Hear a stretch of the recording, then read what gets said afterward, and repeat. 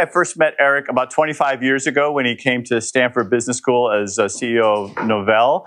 He's done a few things since then at Google, starting I think 2001, and Schmidt Futures starting in 2017, and done a whole bunch of other things you can read about. But he can only be here until 5:15, so I thought we'd dive right into some questions. And I know you guys have sent some as well. I have a bunch written here, but what we just talked about upstairs was even more interesting. So I'm just going to start with that, Eric, if that's okay, which is where do you see AI going in the short term, which I think you defined as the next year or two? Things have changed so fast. I feel like every 6 months I need to sort of give a new speech on what's going to happen. Can anybody here, there are a bunch of computer scientists in here, can anybody explain what a 1,000,000 token context window is for the rest of the class? Over here? Right. So say your name. Tell us what it does. Basically it allows you to prompt with like 1,000,000 tokens or 1,000,000 words or whatever you decide to do. So you can ask a 1,000,000-word question. Yes, I know this is a very large direction in Gemini right now. No, they're going to 10. Yes, 10 million, yes. Yeah, and Anthropic is at 200,000 going to 1,000,000 and so forth. You can imagine OpenAI has a similar goal. Can anybody here give a technical definition of an AI agent? Again, a computer scientist. Yes, sir. My name's Jared. An AI agent is going to be something that acts in some kind of way. So that might be calling pages on the web, buying things on your behalf. Could be a number of different things along these lines. There are various different concepts. Yeah, so an agent is something that does some kind of a task. Another definition would be that it's an LLM, state and memory. Okay. Can anybody, again, computer scientists, can any of you define text to action?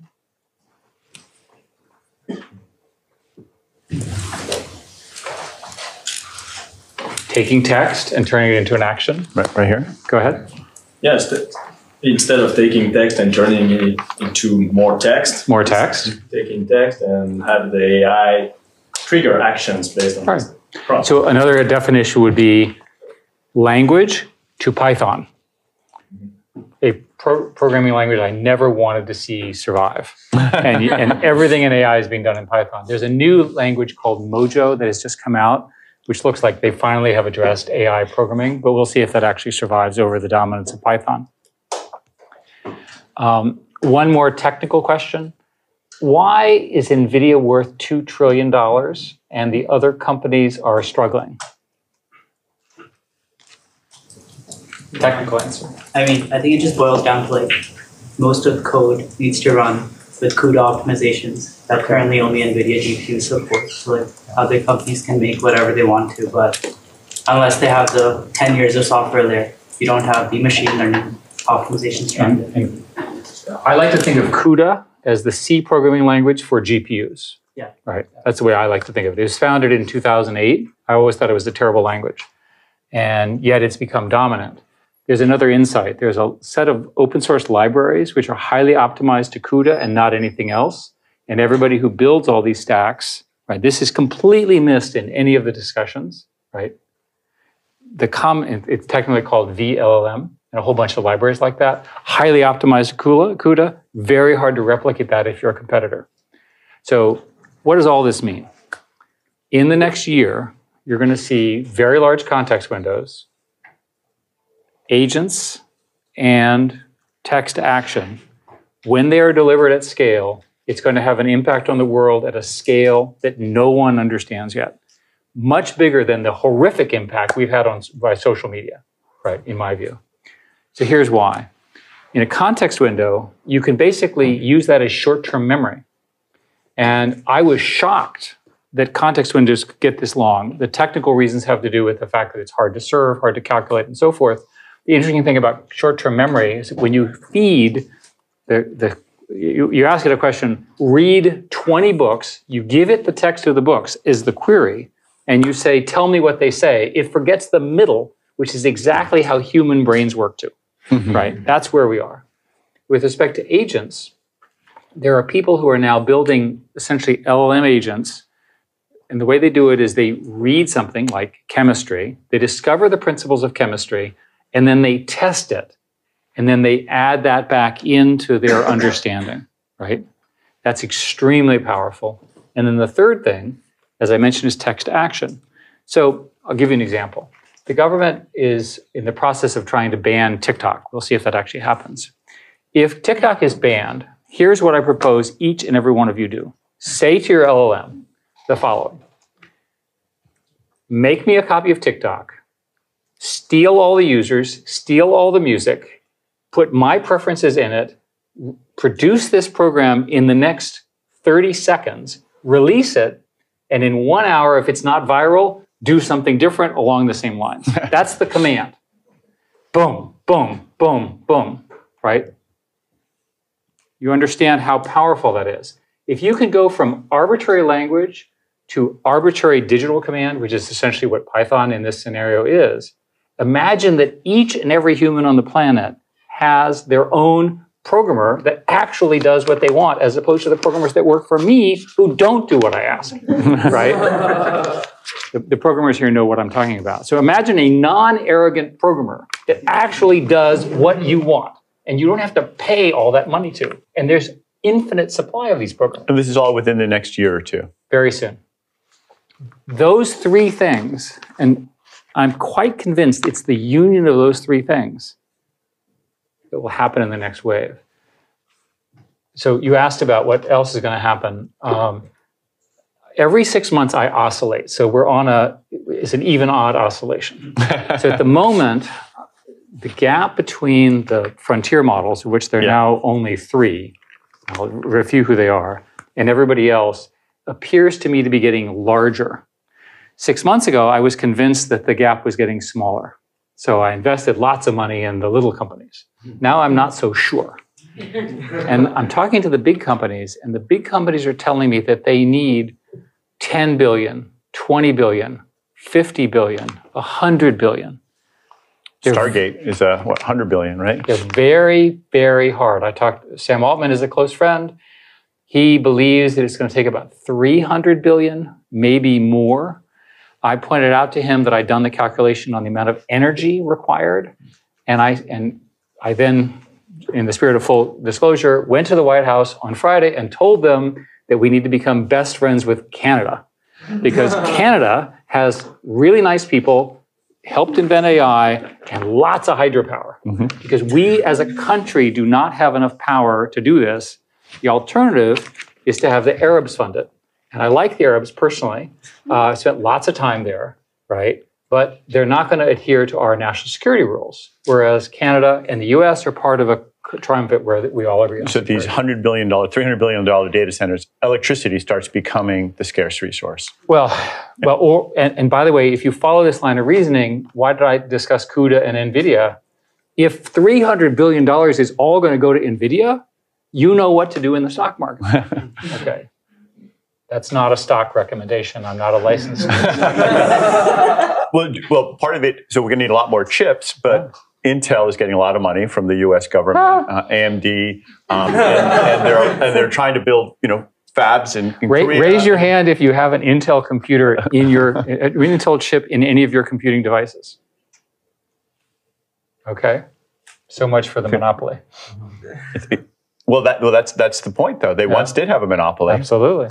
And NVIDIA has a monopoly now. So are those barriers to entry, like CUDA? Is there something that so I was talking to Percy Lang the other day. He's switching between TPUs and NVIDIA chips depending on what he can get access to for That's training because the he models. doesn't have a choice. If he had infinite money, he would pick the B200 architecture out of NVIDIA because it would be faster. And I'm not suggesting, it's great to have competition. I've talked to AMD and Lisa Su at great length. Yeah. They have built a thing which will translate from this CUDA architecture that you were describing to their own, which is called ROCm. It doesn't quite work yet. They're working on it. You were at Google for a long time, and they invented the transformer architecture. Peter. It's all Peter's fault. Thanks to brilliant people over there like Peter and Jeff Dean and everyone. But now it doesn't seem like they're they've kind of lost the initiative to OpenAI, and even the last leaderboard I saw, Anthropic's Claude was at the top of the list.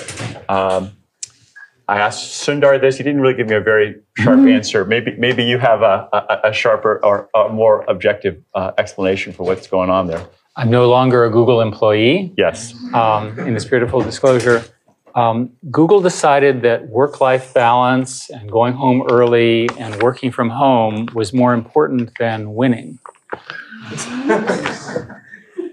And the reason startups work is because the people work like hell. And I'm sorry to be so blunt, but the fact of the matter is if you all leave the university and go found a company, you're not going to let people work from home and only come in 1 day a week if you want to compete against the other startups. When in the early days of Google, Microsoft was like that. Exactly.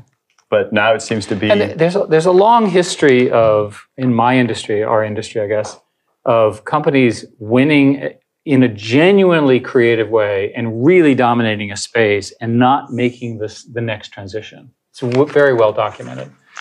And I think that the truth is founders are special. The founders need to be in charge. The founders are difficult to work with. They push people hard. As much as we can dislike Elon's personal behavior, look at what he gets out of people. I had dinner with him and he was flying. I was in Montana. He was flying that night at 10 p.m. to have a meeting at midnight with X.AI. Right? Think about it. I was in Taiwan, different country, different culture, and they said that, and this is TSMC, who I'm very impressed with, and they have a rule that the starting PhDs coming out of they're good physicists, work in the factory on the basement floor. Now, can you imagine getting American physicists to do that? The PhDs, highly unlikely. Different work ethic. And the problem here, the reason I'm being so harsh about work is that these are systems which have network effects. So time matters a lot.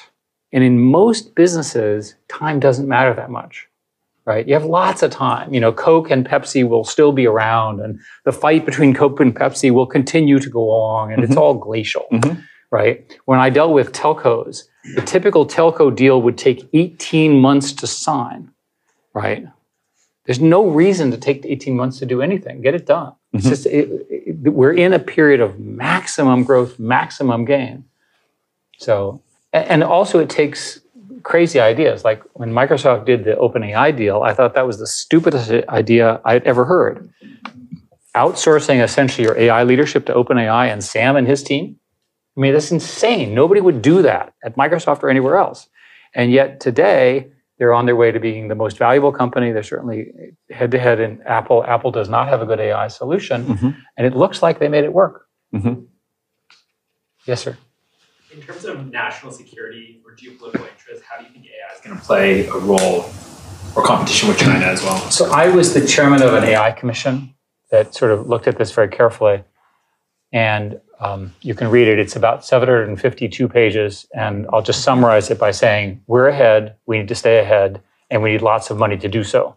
Our customers were the Senate and the House. And out of that came the CHIPS Act and a lot of other stuff like that. A rough scenario is that if you assume the frontier models drive forward and a few of the open source models, it's likely that a very small number of countries can play this game. Countries, excuse me. What are those countries, or who are they? Countries with a lot of money and a lot of talent, strong educational systems, and a willingness to win. The US is one of them. China's another one. How many others are there? Are there any others? I don't know, maybe. But certainly in your lifetimes, the battle between the US and China for knowledge supremacy is going to be the big fight, right? So the US government banned essentially the NVIDIA chips, although they weren't allowed to say that was what they were doing, but they actually did that into China. They have about a 10-year chip advantage. We have a roughly 10-year chip advantage in terms of sub-DUV, that is sub-5 nanometer 10 years, that long? Roughly 10 years. Wow. And so you're going to have, so an example would be, today we're a couple of years ahead of China. My guess is we'll get a few more years ahead of China, and the Chinese are whopping mad about this. It's like hugely upset about it. So that's a big deal. That was a decision made by the Trump administration and furthered by the Biden administration. Do you find that the administration today and Congress is listening to your advice? Do you think that it's going to make that scale of investment? I mean, obviously the CHIPS Act, but beyond that, building a massive AI system? So as you know, I lead an informal, ad hoc, non-legal group. That's different from illegal. Yes, exactly, just to be clear. Which includes all the usual. Which includes all the usual suspects. Yes. And the usual suspects over the last year came up with the basis of the reasoning that became the Biden administration's AI Act, which is the longest presidential directive in history. You're talking about the Special Competitive Studies Project? No, this is the actual act from the executive office. Yeah, okay. And they're busy implementing the details. Mm-hmm. So far, they've got it right. Mm-hmm. And so, for example, one of the debates that we had for the last year has been, how do you detect danger in a system which has learned it, but you don't know what to ask it? Mm-hmm. Okay. So in other words, it's a sort of a core problem. It's learned something bad, but it can't tell you what it learned, and you don't know what to ask it. And there's so many threats, right? Like it learned how to mix chemistry in some new way that you don't know how to ask it. And so people are working hard on that. But we ultimately wrote in our memos to them that there was a threshold which we arbitrarily named as 10 to the 26 flops, which technically is a measure of computation. That above that threshold, you had to report to the government that you were doing this. Mm-hmm. And that's part of the rule. Mm-hmm. The EU, to just make sure they were different, did it 10 to the 25. Yeah. But it's all kind of close enough. I think all of these distinctions go away because the technology will now, the technical term is called federated training, where basically you can take pieces and union them together. Mm-hmm. So we may not be able to keep people safe from these new threats. Well, rumors are that that's how OpenAI has had to train, partly because of the power consumption. There's no one place where they did. Well, let's talk about a real war that's going on. I know that something you've been very involved in is the Ukraine war, and in particular, I don't know how much you can talk about White Stork and your goal of having $500 drones destroy $5 million tanks. So how's that changing warfare? So I worked for the Secretary of Defense for 7 years and tried to change the way we run our military. I'm not a particularly big fan of the military, but it's very expensive, and I wanted to see if I could be helpful. And I think, in my view, I largely failed. They gave me a medal, so they must give medals to failure or whatever. But my self-criticism was nothing has really changed. And the system in America is not going to lead to real innovation. So watching the Russians use tanks to destroy apartment buildings with little old ladies and kids just drove me crazy. So I decided to work on a company with your friend Sebastian Thrun, and as a former faculty member here, and a whole bunch of Stanford people. And the idea basically is to do two things. Use AI in complicated, powerful ways for these essentially robotic war. And the second one is to lower the cost of the robots. Now you sit there and you go, why would a good liberal like me do that? And the answer is that the whole theory of armies is tanks, artillery, and mortar, and we can eliminate all of them. And we can make the penalty for invading a country, at least by land, essentially be impossible. It should eliminate the kind of land battles. Well, this is a really interesting question, is that does it give more of an advantage to defense versus offense? Can you even make that distinction? Because I've been doing this for the last year, I've learned a lot about war that I really did not want to know. And one of the things to know about war is that the offense always has the advantage because you can always overwhelm the defensive systems. And so you're better off as a strategy of national defense to have a very strong offense that you can use if you need to. And the systems that I and others are building will do that. Because of the way the system works, I am now a licensed arms dealer. So computer scientist, businessman, arms dealer. And I'm sorry to say. Is that a progression? I don't know. I do not recommend this in your career path. I'd stick with AI. And because of the way the laws work, We're doing this privately, and then this is all legal with the support of the governments. It goes straight into the Ukraine, and then they fight the war. And without going into all the details, things are pretty bad. I think if in May or June, if the Russians build up as they are expected to, Ukraine will lose a whole chunk of its territory and will begin the process of losing the whole country. So the situation is quite dire. And if anyone knows Marjorie Taylor Greene, I would encourage you to delete her from your contact list, because she's the one, a single individual is blocking the provision of some number of billions of dollars to save an important democracy. I want to switch to a little bit of a philosophical question. So there was an article that you and Henry Kissinger and Dan Huttenlocher wrote last year about the nature of knowledge and how it's evolving. I had a discussion the other night about this as well. So for most of history, humans sort of had a mystical understanding of the universe, and then there's the scientific revolution and the Enlightenment.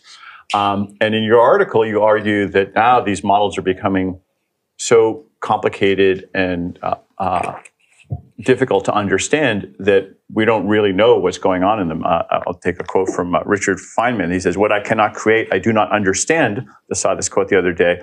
But now people are creating things they do not, that they can create, but they don't really understand what's inside of them.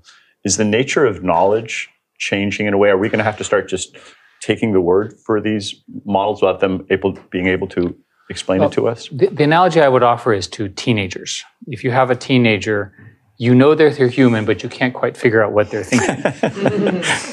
But somehow we've managed in society to adapt to the presence of teenagers, right? And they eventually grow out of it. And I'm just serious.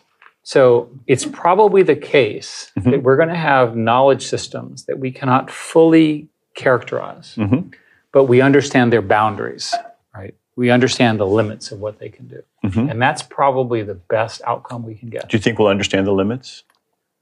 We'll get pretty good at it. The consensus of my group that meets on every week is that eventually the way you'll do this, it's called so-called adversarial AI, is that there will actually be companies that you will hire and pay money to break your AI system. Like red team. So it'll be instead of human red teams, which is what they do today, you'll have whole companies and a whole industry of AI systems whose jobs are to break the existing AI systems and find their vulnerabilities, especially the knowledge that they have that we can't figure out. That makes sense to me. It's also a great project for you here at Stanford, because if you have a graduate student who has to figure out how to attack one of these large models and understand what it does, that is a great skill to build the next generation. So it makes sense to me that the two will travel together. All right, let's take some questions from the student. There's one right there in the back. Just say your name. Earlier you mentioned, and this is related to just the comment right now, I'm getting AI that actually does what you want. You just mentioned adversarial AI, and I'm wondering if you could elaborate on that more. So this seems to be, besides, obviously compute will increase and you can get more performant models, but is getting them to do what you want issue seems largely unanswered in my view. Well, you have to assume that the current hallucination problems become less, right, as the technology gets better and so forth. I'm not suggesting it goes away. And then you also have to assume that there are tests for efficacy. So there has to be a way of knowing that the thing succeeded. So in the example that I gave of the TikTok competitor, and by the way, I was not arguing that you should illegally steal everybody's music. What you would do if you're a Silicon Valley entrepreneur, which hopefully all of you will be, is if it took off, then you'd hire a whole bunch of lawyers to go clean the mess up, right? But if nobody uses your product, it doesn't matter that you stole all the content. And do not quote me. Right. Right. You're on camera. Yeah, that's right. But you see my point. In other words, Silicon Valley will run these tests and clean up the mess. And that's typically how those things are done. So my own view is that you'll see more and more performative systems with even better tests and eventually adversarial tests, and that'll keep it within a box. The technical term is called chain of thought reasoning. And people believe that in the next few years, you'll be able to generate 1,000 steps of chain of thought reasoning, right?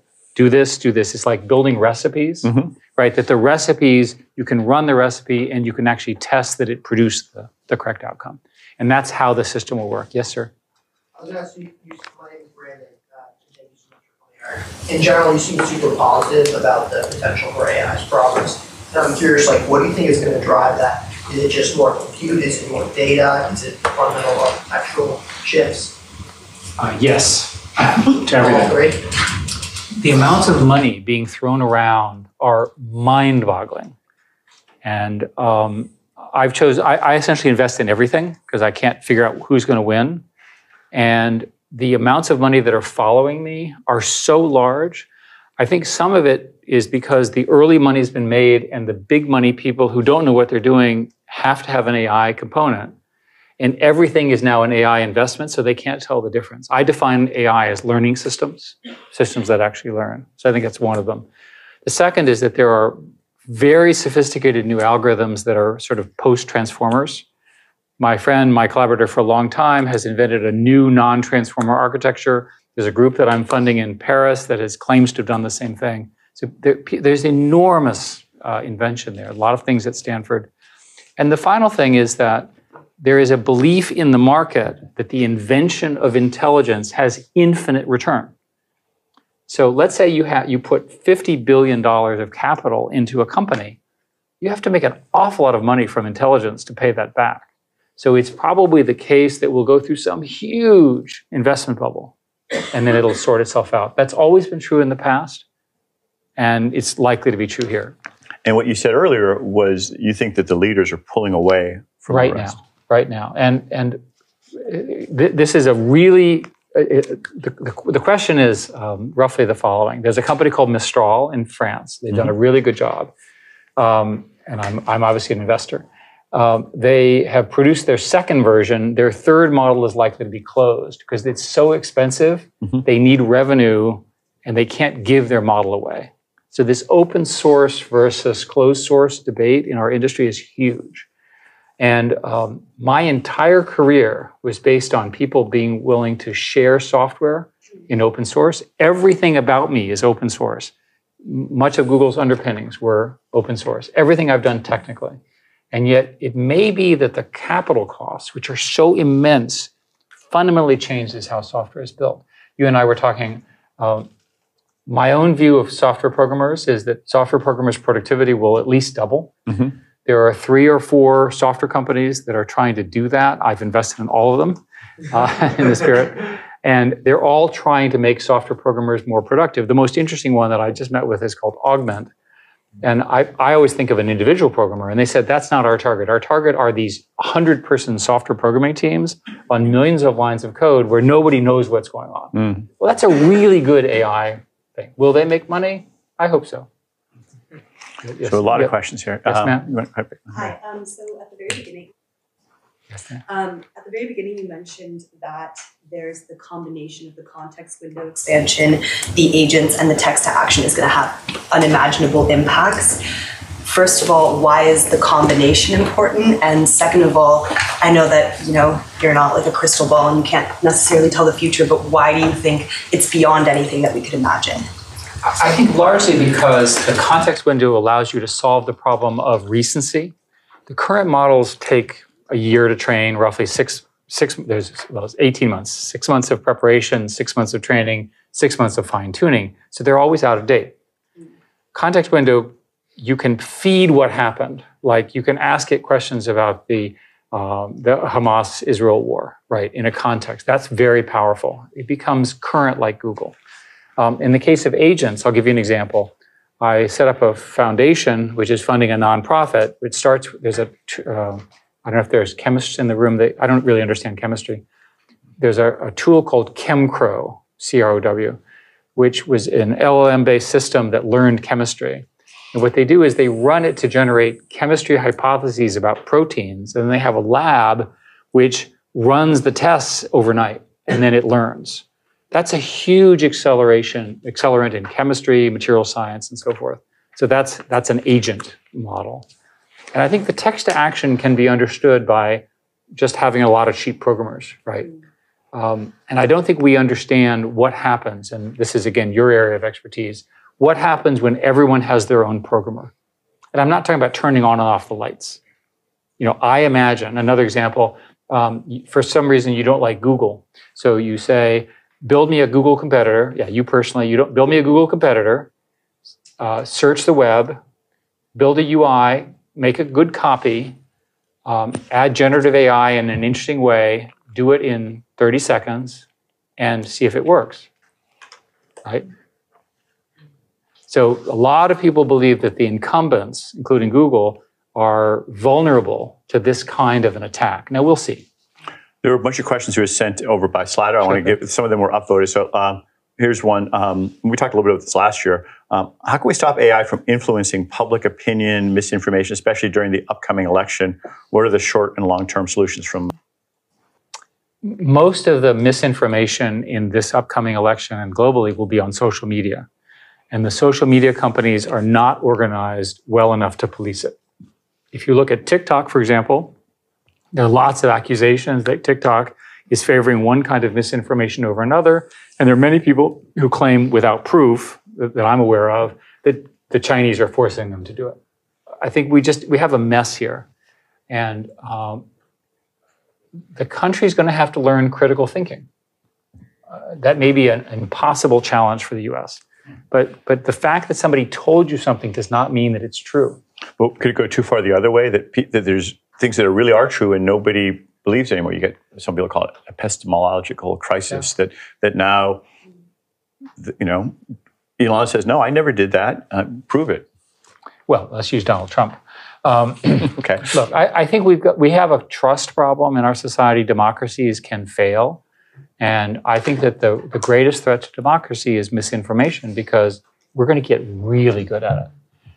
When I managed YouTube, the biggest problems we had on YouTube were that people would upload false videos and people would die as a result. And we had a no-death policy. Shocking.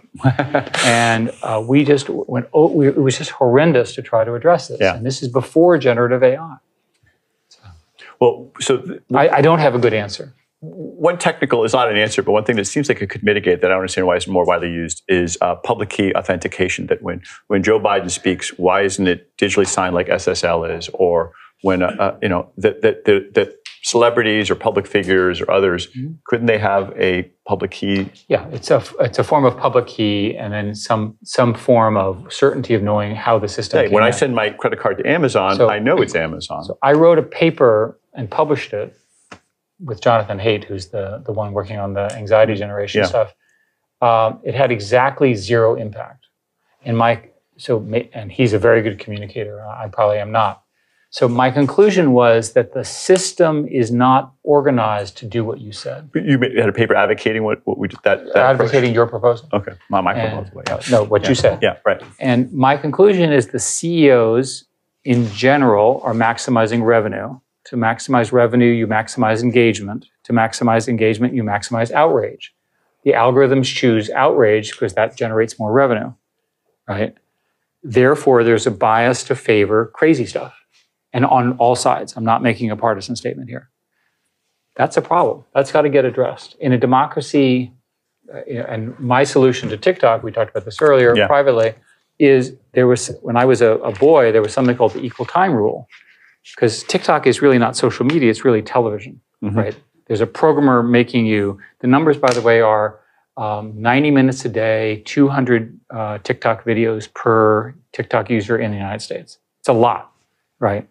So, and the government is not going to do the equal time rule, but it's the right thing to do. Some form of balance that is required. All right, let's take some more questions. Two quick questions. One, economic impact of LLMs.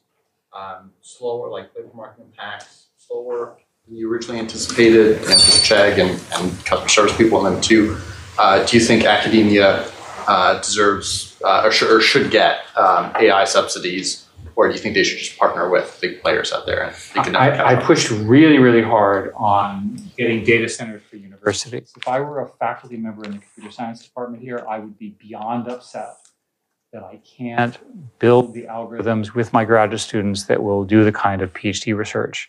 And then I'm forced to work with these.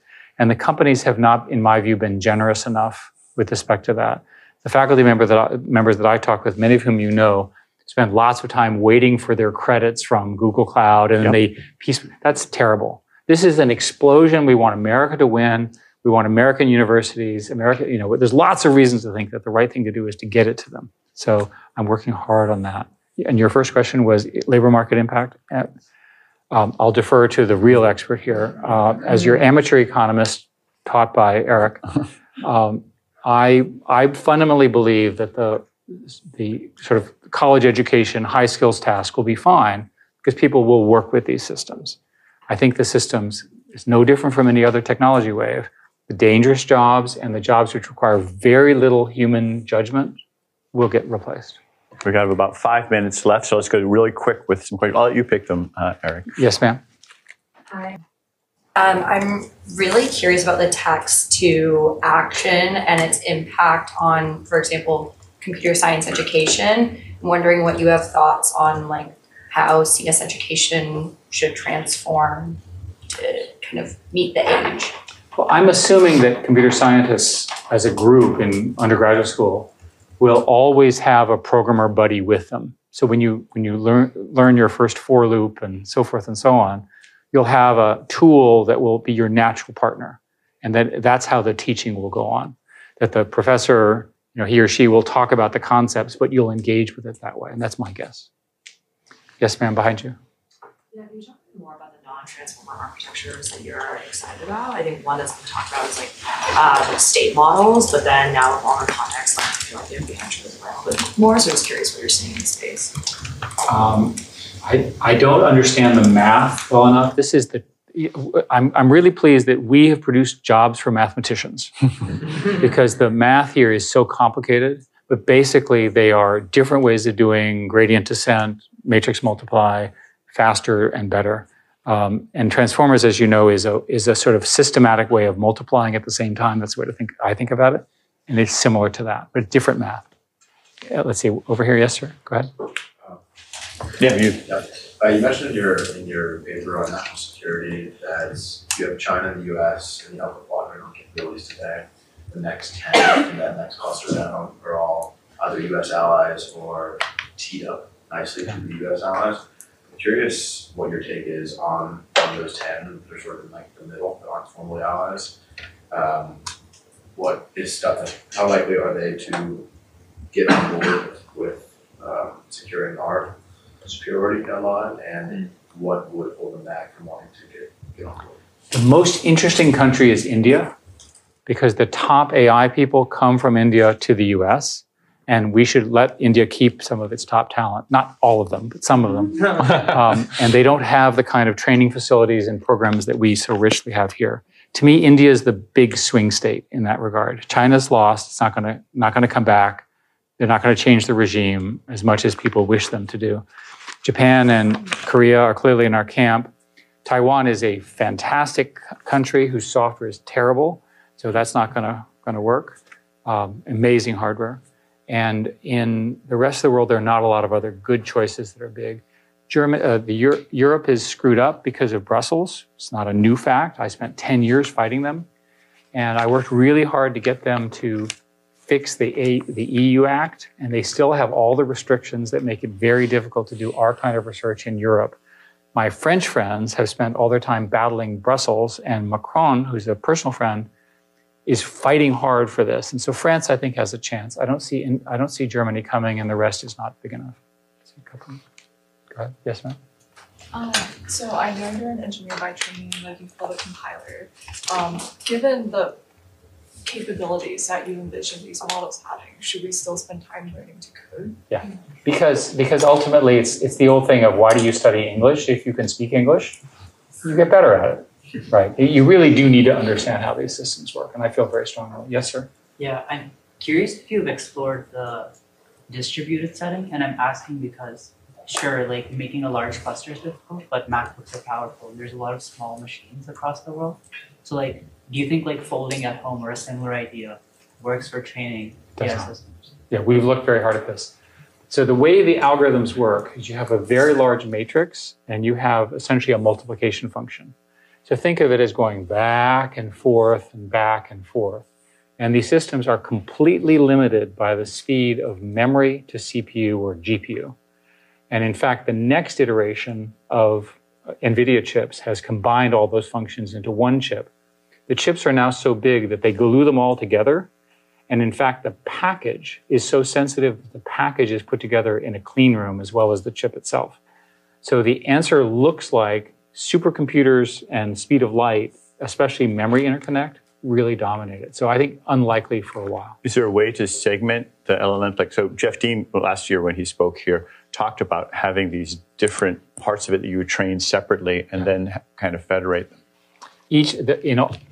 In order to do that, you'd have to have 10 million such things, and then the way you would ask the questions would be too slow. He's talking about 8 or 10 or 12. Yeah. So not at the level of not at his level. Yeah. See in the back, yes, way back. I know, like after ChatGPT was released, the New York Times sued OpenAI for using their works for training. Where do you think that's going to go and what that means for data privacy? I used to do a lot of work on the music licensing stuff. And what I learned was that in the 60s, there was a series of lawsuits that resulted in an agreement where you get a stipulated royalty whenever your song is played. Even they don't even know who you are. It's just paid into a bank. And my guess is it'll be the same thing. There'll be lots of lawsuits and there'll be some kind of stipulated agreement, which will just say you have to pay X% of whatever revenue you have in order to use that. ASCAP, EMI. ASCAP, EMI. Look them up. It will seem very old to you, but I think that's how it will ultimately. Yes, sir? Yeah, it seems like there's a few players that are dominating AI, right? And they'll continue to dominate. And they seem to overlap with the large companies that all the antitrust regulation is kind of focused on. How do you see those two trends kind of, do you see regulators breaking up these companies and how will that affect So in my career, I helped Microsoft get broken up and it wasn't broken up. And I fought for Google to not be broken up and it's not been broken up. So it sure looks to me like the trend is not to be broken up. As long as the companies avoid being John D. Rockefeller the senior, and I studied this, look it up, it's how antitrust law came. I don't think the governments will act. The reason you're seeing these large companies dominate is who has the capital to build these data centers, right? Right. So my friend Reed and my friend Mustafa. He's coming next week. Reed, 2 weeks from now. Have Reed talk to you about the decision that they made to take Inflection and essentially piece part it into Microsoft. Basically, they decided they couldn't raise the tens of billions of dollars. Is that number public that you mentioned earlier? No. Okay. Have Reed give you. Maybe Reed can say it. I know you got to go. I don't want to hold you. I want to leave with. Should we do one? This gentleman. I also have a question for you. One more. Yeah, go ahead. Thank you so much. Thank you so much. I'll make it quick. I was wondering where all of this is going to leave countries who are non-participants in development of frontier models and access to compute, for example. The rich get richer, and the poor do the best they can. They'll have to. The fact of the matter is, this is a rich country's game, right? Huge capital, lots of technically strong people, strong government support, right? There are 2 examples. There are lots of other countries that have all sorts of problems. They don't have those resources. They'll have to find a partner. They'll have to join with somebody else, something like that. I want to leave it because I think the last time we met you, you were at a hackathon at AGI House, and I know you spent a lot of time helping like young people as they create a lot of wealth, and you spoke very passionately about wanting to do that. Do you have any advice for folks here as they're building they're writing their business plans for this class, or policy proposals, or research proposals? At this stage of the careers, going forward. Well, I teach a class in the business school on this, so you should come to my class. I am struck by the speed with which you can build demonstrations of new ideas. So in one of the hackathons I did, the winning team, the command was fly the drone between 2 towers, and it was given a virtual drone space. And it figured out how to fly the drone, what the word between meant, generated the code in Python, and flew the drone in the simulator through the tower. It would have taken a week or 2 from good professional programmers to do that. I'm telling you that the ability to prototype quickly really, part of the problem with being an entrepreneur is everything happens faster. Well, now, if you can't get your prototype built in a day using these various tools, you need to think about that, right? Because that's who your competitor is doing. So I guess my biggest advice is when you start thinking about a company, it's fine to write a business plan. In fact, you should ask the computer to write your business plan for you, as long as it's legal. I should talk about that after you leave. But I think it's very important to prototype your idea using these tools as quickly as you can, because you can be sure there's another person doing exactly that same thing in another company, in another university, in a place that you've never been.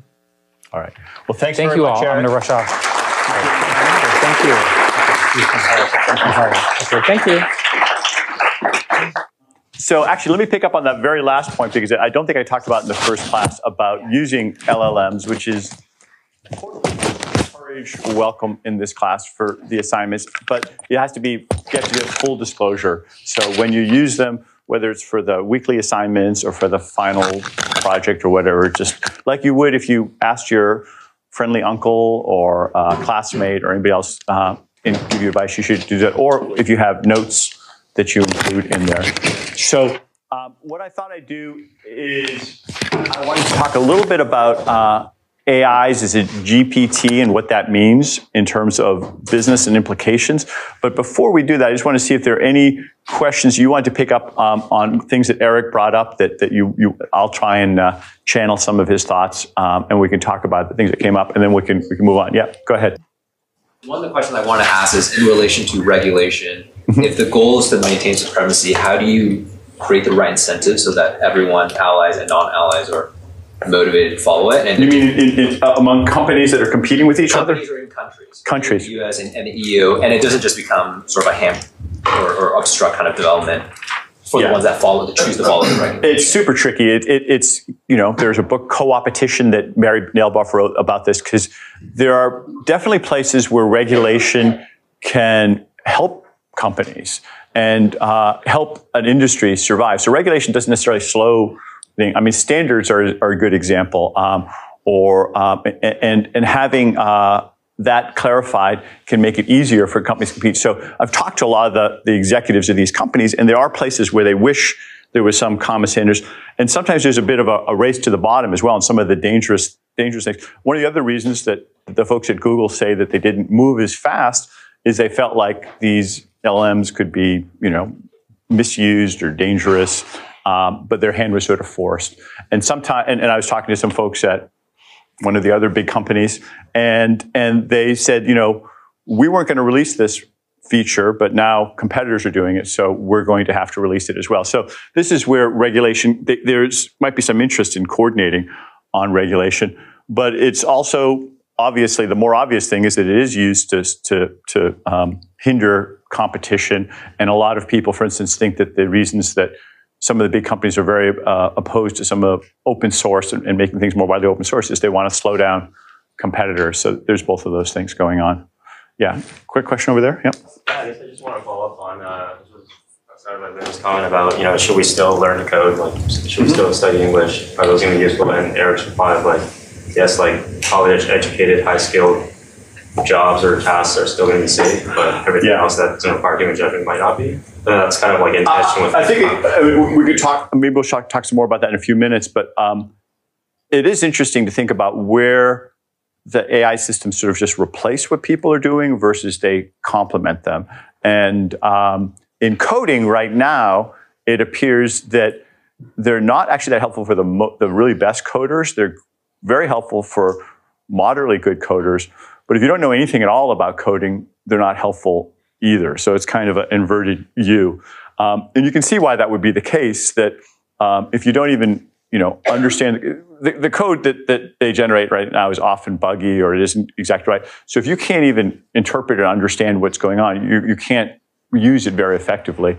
And for now, the very best coders, it appears that the code that is generated just isn't at that level. So you get that U shape. But that means if you are don't know any coding, you do need to have some in order for it to be useful. And I think that's true for a lot of applications right now, that you have to have some basic understanding in order to get the most of it. I think it's an interesting open question if that's sort of always going to be the case. I put up at the last class very briefly this slide that had level 0 through 5 autonomous cars. And one of the things that actually we can talk about now is I'm trying to sort through is, what if you took that paradigm and you applied it to all tasks in the economy? Like, how many would they go through? So with autonomous cars, we aren't really at level 5 very much, although I don't know how many of you guys have ridden in a Waymo. I mean, one of the Waymo cars. So that one seems pretty good, although Sebastian Thrun, who I rode in it with, says it's just incredibly expensive right now, that it's not, that they probably lose $50 to $100. He doesn't know, he's not there. He started the program, but he's not there anymore. But just all of the costs of running it, it's not practical. Maybe it'll get down the curve, LiDAR will get cheaper, etc. But we have a lot of sort of autonomous cars at level 2, 3, even 4, arguably, where humans are still involved. And you see a lot of other tasks like coding. I just talked about that. On the other hand, chess, that slide, or the slide before it, I talked about what's sometimes called advanced chess or freestyle chess, when Gary Kasparov, after he lost to Deep Blue in 1998, 97, he started this set of competitions where humans and machines could work together. And for a long time, when I gave my TED Talk, it was true, in my TED Talk in 2013, it was true at that time that a human working with a machine could beat Deep Blue or any chess computer. And so the very best chess playing entities were these combinations. That's not true anymore. AlphaZero and other, programs like that, they would get nothing from a human contributing. It'd just be like kind of an annoyance to the chess machine. So that went through, level 0, not, machines not being able to do anything, through a period where they work together, to a period where it's fully autonomous, in a span of, 20 years or so. It would be interesting if anybody wants to work on a research project, or if any of you guys have thoughts right now, what are the criteria for which kinds of tasks in the economy will be in that middle zone? Because that middle zone is kind of a nice one for us humans, where, the machines are helping us, but humans are still indispensable to creating value. And that's a zone where you can have higher productivity, more wealth and performance, but also more likely to have shared prosperity, because labor is sort of inherently distributed, whereas technology and capital, as Eric was just saying, potentially could be very concentrated.